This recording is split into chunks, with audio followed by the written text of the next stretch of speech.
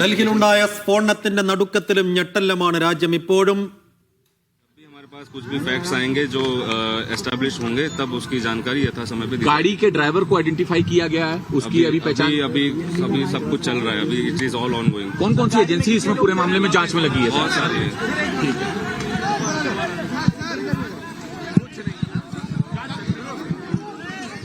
Scene of crime को और आसपास के सारे एरिया को यहाँ पे एग्जामिन कर रही हैं और जो भी रेलेवेंट एविडेंसेस है उनको लिफ्ट किया जा रहा है। एज ऑफ नाउ इन्वेस्टिगेशन चल रही है और अभी कुछ भी कंक्लूसिवली कहना ठीक नहीं होगा। Sir, as I told you, the investigation is going on and we cannot conclusively comment upon anything. Once we have the facts, hard facts in hand, then only we'll be able to tell.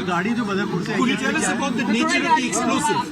Is it RTX or ammonium nitrate? The FSL is doing the same thing only. They are lifting the traces of explosives and based on their testing, they will be able to conclusively tell. How long does that process take usually? Just now we were talking to them, maybe 1 or 2 days they will expediting the process and maybe they will be able to tell us in a day or two. Do you believe that there are others who may be involved in this who have gotten out? As I told you that it is investigation is ongoing and the facts are unfolding and new things are coming up.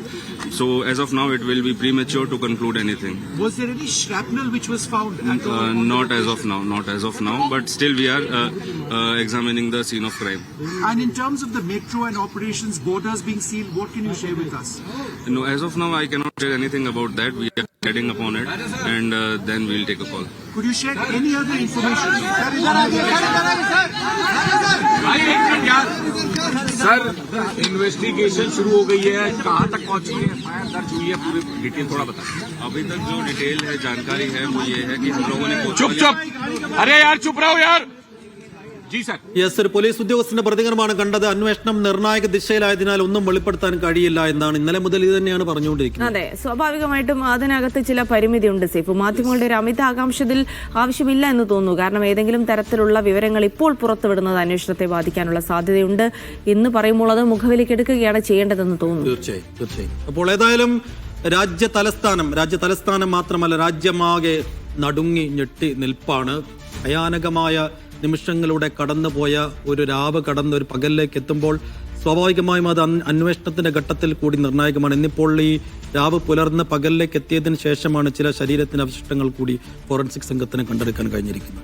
അത്തരം പരിശോധനകൾ കൂടി അവിടെ പുരോഗമിക്കുന്നുണ്ട്. സജു തോമസിലേക്കാണ്. സജു, ഇപ്പോൾ അന്വേഷണ ഉദ്യോഗസ്ഥൻ പ്രത്യേകിച്ചൊന്നും വിട്ടു പറയാൻ തയ്യാറായിട്ടില്ല. അന്വേഷണം പുരോഗമിക്കുന്നു, പരിശോധനകൾ നടക്കുന്നു എന്ന് നമ്മൾ കാണുന്ന സംഗതികൾക്ക് അപ്പുറത്തേക്ക് അപ്പോൾ കൂടുതൽ വിവരങ്ങൾ അന്വേഷണ സംഘത്തിന് ലഭിച്ചതായിട്ടുള്ള സൂചനകളുണ്ടോ? അന്വേഷണം ഏത് ദിശയിൽ നീങ്ങുന്നു തുടങ്ങിയ കാര്യങ്ങൾ എന്തെങ്കിലും വ്യക്തത ലഭിക്കുന്നുണ്ടോ Saju?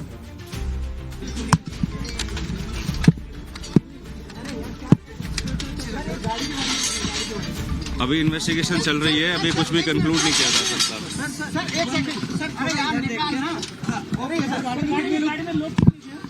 Investigation is ongoing, nothing can be conclusively said as of now.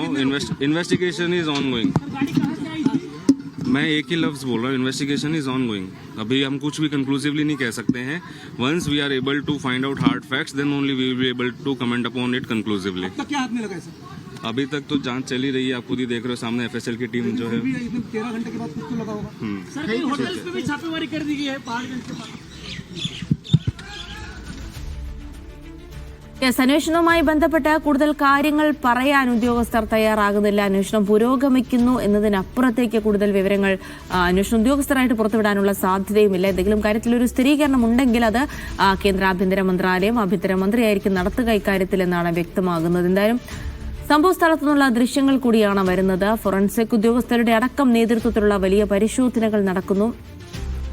എത്രത്തോളം വ്യാപ്തിയുള്ള ഒരു അപകടമാണ് ഉണ്ടായത് എന്ന് മനസ്സിലാക്കണമെങ്കിൽ നേരത്തെ കണ്ട ദൃശ്യങ്ങൾ കൂടിയുണ്ട്. മീറ്ററുകൾക്കപ്പുറത്തേക്ക് 100 മീറ്ററുകൾക്കപ്പുറത്തേക്കാണ് ശരീര ഭാഗങ്ങളൊക്കെ തെറിച്ചു വീണിട്ടുള്ളത്. അതൊക്കെ ഇപ്പോൾ ഈ ഫോറൻസിക് ഉദ്യോഗസ്ഥരുടെ പരിശോധനയിൽ കൂടിയാണ് ആ ദൃശ്യങ്ങളൊക്കെ ഇപ്പോൾ കണ്ടെത്തുന്നതും. അങ്ങനെ നിർണായകമായ പരിശോധനകൾ ഡൽഹി കേന്ദ്രീകരിച്ച് പുരോഗമിക്കുന്നു. നിലവിൽ NSGയുടെ ഒരു സുരക്ഷാ വലയത്തിലാണ് ഡൽഹി. വിവിധയിടങ്ങളിൽ അത്തരം നിയന്ത്രണങ്ങൾ കൂടി നിലനിൽക്കുന്നുണ്ട്. ഡൽഹി ഒരു സാധാരണ ജീവിതത്തിലേക്ക് തിരിച്ചു വരാനുള്ള സമയമായിട്ടില്ല. അപ്പോൾ നിയന്ത്രണങ്ങളോടെ തന്നെ ഡൽഹിയിലെ ജീവിതം പുരോഗമിക്കുന്നു എന്നുള്ളത് കൂടിയാണ്